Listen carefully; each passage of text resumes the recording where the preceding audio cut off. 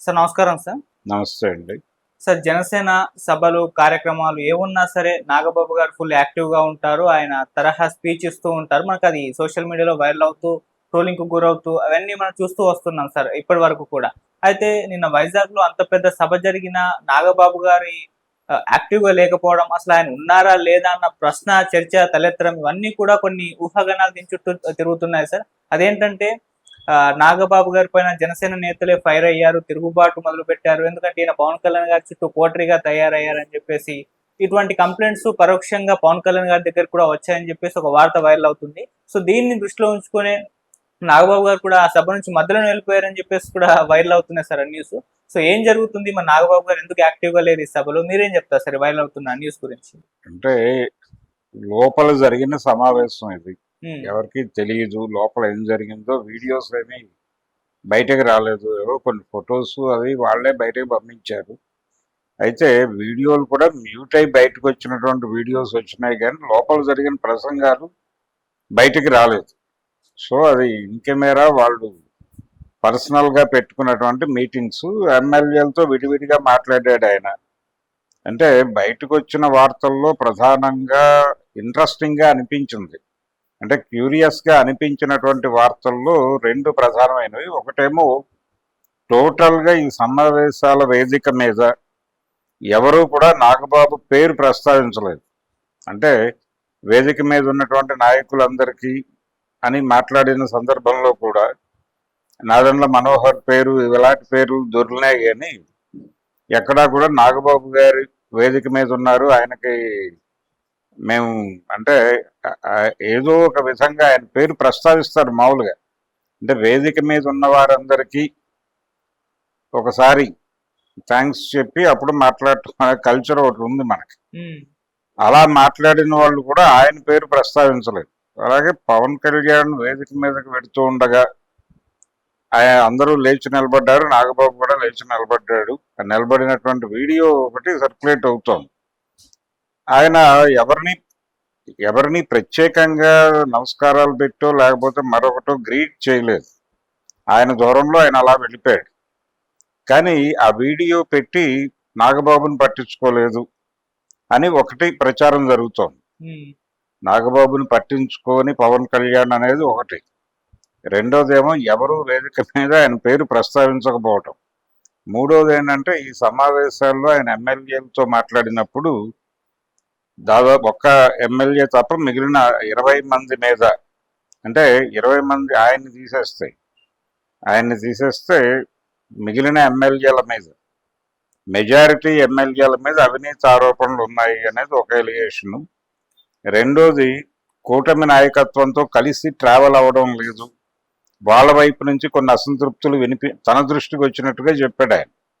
నా దృష్టికి కొన్ని వచ్చినాయి, మీరు అందరితోనూ కలిసి వెళ్ళటం లేదు అనేది నా దృష్టికి వచ్చింది, ఇది భవిష్యత్తులో ఇబ్బంది కలిగిస్తుంది. కాబట్టి ఈ తరహా ధోరణి మార్చుకుని అందరితోనూ కలిసి ప్రయాణిస్తూ, అలాగే ఈ అవినీతి మరకలు తుడుచుకోకపోతే నెక్స్ట్ రాబోయేటువంటి ఎన్నికల్లో నేను అభ్యర్థుల్ని మార్చడం దిశగా ఆలోచించాల్సి ఉంటుంది అని ఆల్రెడీ ప్రతి ఒక్క ఎమ్మెల్యే మీద విడివిడిగా జరిపినటువంటి సర్వే రిపోర్ట్ల ఆధారంగా పవన్ కళ్యాణ్ మాట్లాడినట్టుగా ఒక వార్త వినిపిస్తోంది. అది మాట్లాడారా లేదా అనేది తెలియదు కానీ బయటకు వచ్చినటువంటి వార్త అయితే అది. సో ఎమ్మెల్యేల పనితీరు మీద సమీక్షా కార్యక్రమం కూడా జరిగిందని, అలాగే కార్యకర్తల్ని కలుపుకుని వెళ్ళటంలో, అంటే తన పార్టీ కార్యకర్తలని సంతృప్తి పరచడంలో కూడా ఎమ్మెల్యేలు 100% విజయం సాధించలేదు అనేది ఆయన వాళ్ళతో జరిపినటువంటి చర్చల్లో చెప్పాడు అనేది. ఇది టోటల్గా ఆయన పార్టీని బలోపేతం చేయటం కోసం ఏర్పాటు చేసిన సభ, అది రివ్యూ చేసుకోవడానికి ఏర్పాటు చేసినటువంటి సభ, నిర్మాణాన్ని బలోపేతం చేసుకోవడం కోసం ఏర్పాటు చేసినటువంటి సభ అది.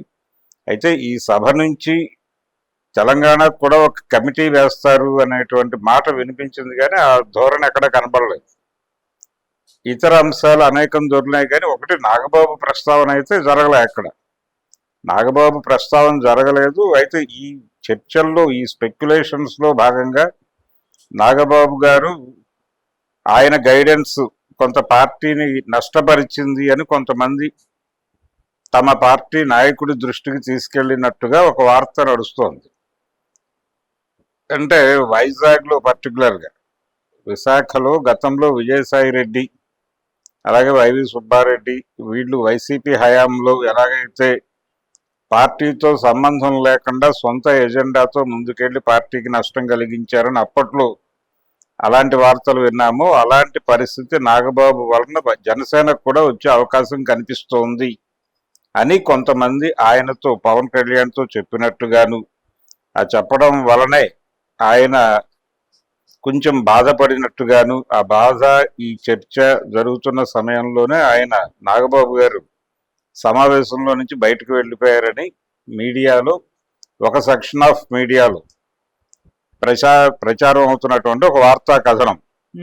అయితే ప్రధాన స్రవంతి మీడియాల్లో ఎక్కడా కూడా ఈ వార్త చోటు చేసుకోలేదు. అలాగే ఒకటి మాత్రం నిజం, నాగబాబు గారు ఆ సమావేశాల్లో ఉన్నారు, కానీ ఎక్కడ ఆయన మాట్లాడినట్టుగా కానీ లేకపోతే ఆయన పేరు వేరే వాళ్ళు ఎవరో ప్రస్తావించినట్టుగా కానీ ఎక్కడా కనిపించలేదు. ఎందుకు కనిపించలేదు అని శోధిస్తే ఈ రకమైనటువంటి వార్తలు ఉన్నాయి అనేది బయటకు వచ్చింది.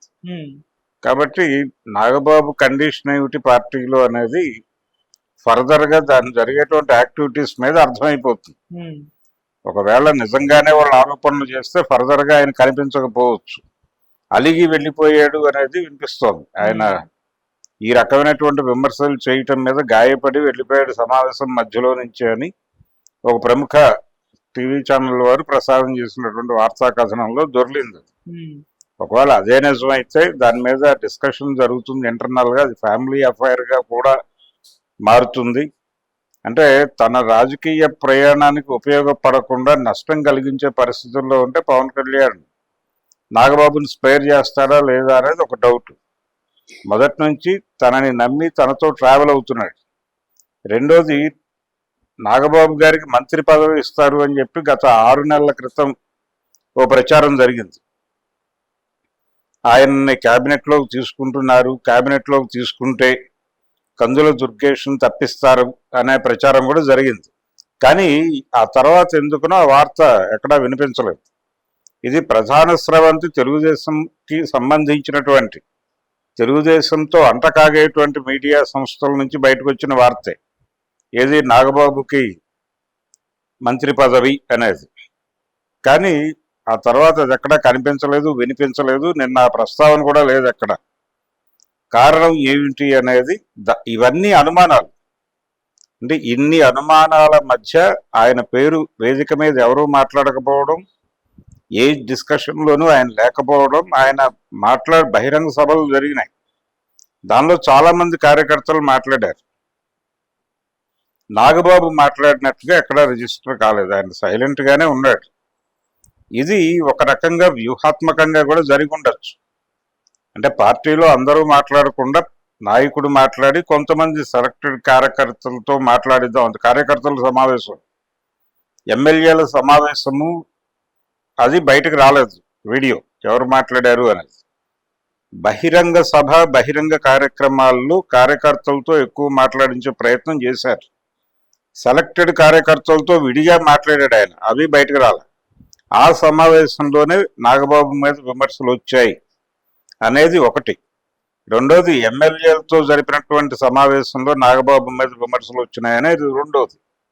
ఈ 2 స్టేజుల్లోనూ రావటం వలన ఆయన నాగబాబు పట్ల కొంత ఇబ్బందికరంగా ఉన్నాడు పవన్ కళ్యాణ్ అనేది ఈ కంక్లూడింగ్ న్యూస్. ఇందులో ఎంత వాస్తవం అనేది రేపు ఇంకో మీటింగ్లో ఆయన కనిపించకపోతే ఈ అనుమానాలన్నీ నిర్ధారణలు అవుతాయి. రేపు ఒకవేళ ఆయన మళ్ళీ మాట్లాడితే ఇవన్నీ అనుమానాలని తేలుతుంది. కాబట్టి దీనికి సంబంధించి వాళ్ళు అధికారికంగా స్పందించాలి. జనరల్గా ఇలాంటి స్పెక్యులేషన్ న్యూస్లు నడుస్తాయి. అంటే చంద్రబాబు నాయుడు గారు తెలుగుదేశం పార్టీలో ఏదో రేపబోతున్నారు అనేది ఆయన తిరుగుబాటుకు ముందు రకరకాలుగా మీడియాలో వార్తలు వచ్చినాయి. అంటే నిప్పు లేనిదే పొగరాజు అని మనకు ఒక సిద్ధాంతం ఉంది. ఆ ప్రకారం నాదెండ్ల భాస్కర్రావు గారు తెలుగుదేశం పార్టీకి వెన్నుపోటు పొడిచిన సందర్భంలో కూడా, రామారావు గారికి వెన్నుపోటు పొడిచిన సందర్భంలో కూడా వాళ్ళిద్దరి మధ్య ఏదో గ్యాప్ మొదలైంది అనేది ఈయన అమెరికా ఆపరేషన్కి వెళ్ళడానికి ముందే పేపర్లలో వార్తలు మొదలైనాయి. అంటే ఆ పొగ నుంచి ఆ తర్వాత నిప్పు కనిపించింది. చంద్రబాబు టైంలోనూ ఆ పొగ మొదలై ఆ తర్వాతే నిప్పు కనిపించింది. ఇలా ప్రతి సందర్భంలోనూ ముందు పొగ కనిపిస్తుంది. ఈ వార్త కూడా పొగేనా, రేపు పొద్దున నిప్పు కనిపిస్తుందా, నిజంగానే నాగబాబు నిష్క్రమిస్తున్నాడా పార్టీ నుంచి అనేది అయితే కొంచెం